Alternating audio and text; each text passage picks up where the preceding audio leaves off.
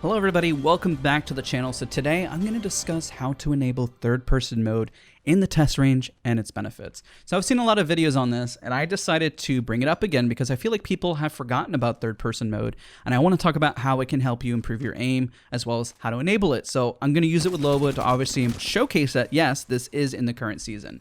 So you enable this by running to the back of the map, which I'm going to do right now. You got to remove all items in your inventory.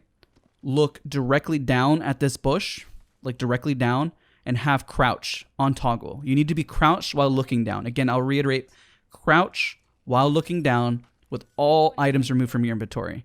Then, once you're doing that, go to your menu, switch to a new character, and you're going to hear this pinging noise. And then boom, you're in third person. And of course, if you want to go back, just rinse and repeat the steps. So let's get into the interesting part of why this is important. Well, it helps put in perspective the space that you occupy. It helps you see your movement when you shoot. I'll put together a guide on how you move in a gunfight, but in a gunfight, if you're stationary, of course, you're pretty much dead. So the key to survival is keeping high movement. But also in third person, you can see how you're moving, such as doing wall bounces. I'm going to kind of show in the... Obviously, I'm just running around the test range, so anything I talk about doesn't have to line up perfectly what I'm saying. But again, you kind of get the general picture. This also impacts how you see recoil. Recoil does not change, but the space it occupies definitively puts things in perspective. But also the fact your movement speed is not different from legend to legend, but the way you move will look different. So that's also an interesting piece. The perspective can be eye-opening for some, while others not so much. So I get that.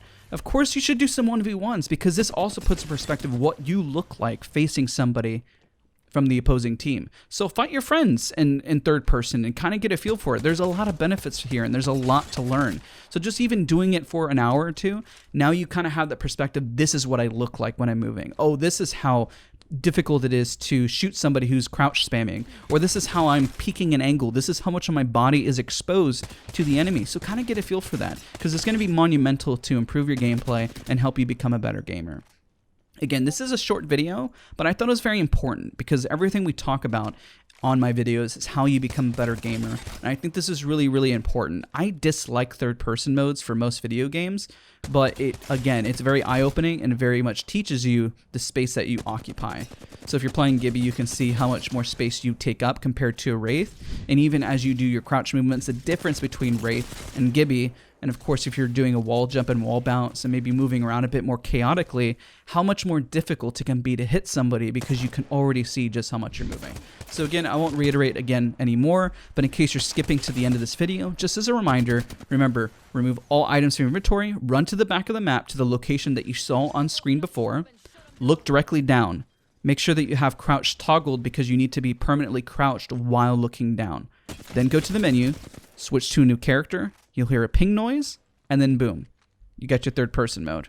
And if you're Loba, you'll break the screen because she's too thick.